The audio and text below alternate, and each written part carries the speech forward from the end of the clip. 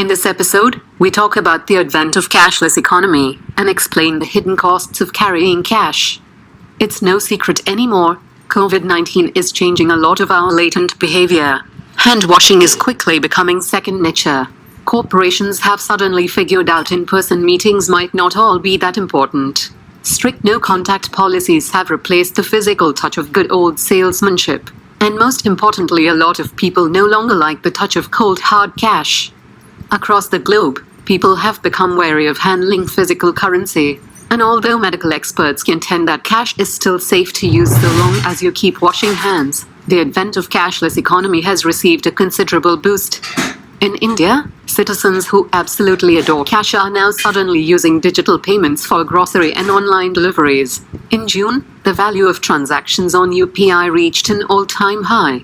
Electronic fund transfers from banks have also rebounded since April. People absolutely do not want to touch cash, and believe it or not, that might actually be a good thing.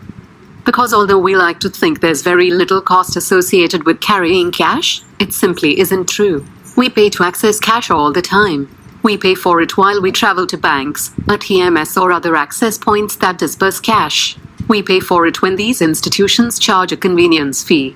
We pay for it when we queue at the salary office and wait for obscenely long hours. We pay for it when we experience accidental loss or theft, and more importantly, we pay for it by foregoing better opportunities. After all, cash held at home yields no interest. And slowly but surely, these costs begin to add up. For instance, residents of Delhi together spent 60 lakh hours and 9.1 crores to obtain cash. That's not an insignificant sum by any account if you account for all the time wasted. And that's not all. We haven't yet attributed the cost to the government. Consider the tax gap, the difference between total taxes owed and tax paid on time. Due to unreported and underreported cash transactions, the government often forgoes tax revenues that otherwise would have padded our coffers.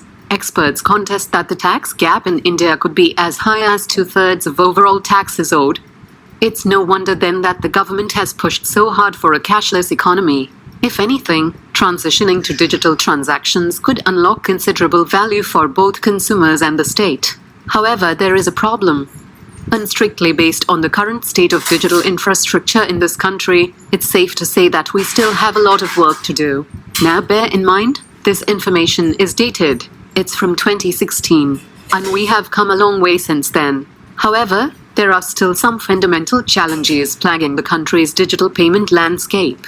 Around 20% Indians still don't have a bank account.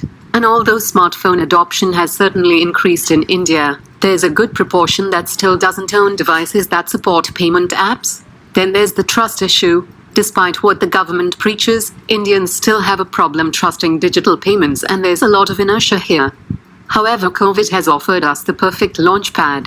If the government is really serious about reducing costs across the board and accelerating the advent of a cashless economy, now is the time to prioritize investments in digital readiness. Thanks for watching this video. Be a part of our ever-growing community. Please like, share, comment this video. Press the bell icon to get instant updates from our channel.